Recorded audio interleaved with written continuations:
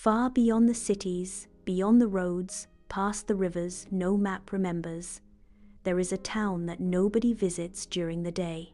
Because in this town, everyone sleeps. Not just people, but cats, clocks, candles, and even the rain.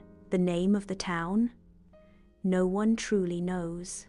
But those who find it call it Drema, the town that only wakes when the moon is high and the stars blink like fireflies. Here, the houses have round doors and roofs shaped like teacups.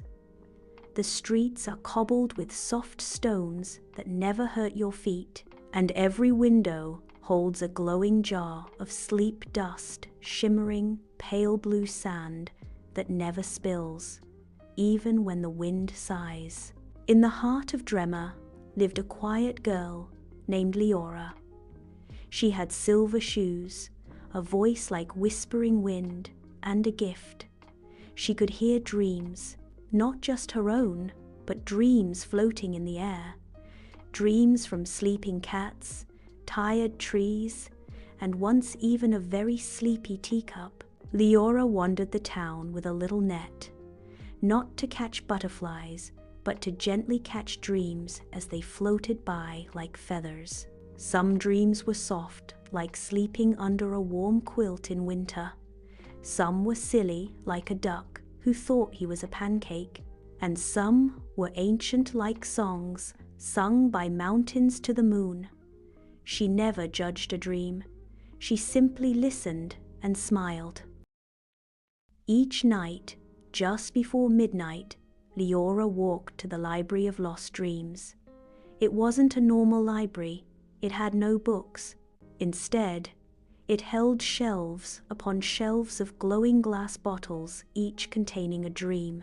She gently placed her collected dreams into empty jars, corked them, and whispered their names. The lion who loved rainbows, the cloud that wanted to nap, the candle who forgot how to melt.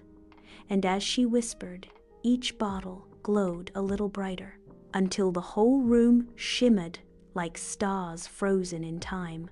One night, a rainstorm came, but not with thunder or cold winds. This was the softest rain Drema had ever seen. It floated down in slow spirals, like sleepy lullabies. Each drop sang a tiny song, and the whole town sighed with comfort. Even the lampposts yawned and flickered gently. Even the shadows curled up like kittens. Liora stood with her net. But tonight, no dreams needed to be caught. They came to her willingly, drifting down with the rain. Dreams of velvet oceans, dreams of pillows that told jokes, dreams of clouds you could sip like warm milk. There was one dream left that Liora had never caught. A dream the forest whispered about. A dream older than Drema itself. They called it the first dream. Tea was said to be hidden under the tallest tree, where no clock ticks and time hums instead of passing. That night, under the sleepy rain, Liora followed a path made of moonlight to that tree. She stood beneath its wide branches, placed her net down, and simply listened. And slowly, the dream came. It wasn't loud, it wasn't strange. It was familiar, like remembering your grandmother's voice or the smell of fresh bread on a winter morning. It was the dream of being safe, being held, being small again in a world too big and still knowing you were loved. Liora smiled, eyes closed. She didn't catch the dream. She let it flow into her heart. The rain stopped. The stars blinked once, and the town of Drema fell deeper into sleep. Liora curled up beneath the tree. The glass jars back in the library glowed quietly. Even the moon, satisfied, dimmed its light. There were no more stories tonight, only breathing, only stillness, only the hush of a world without worry.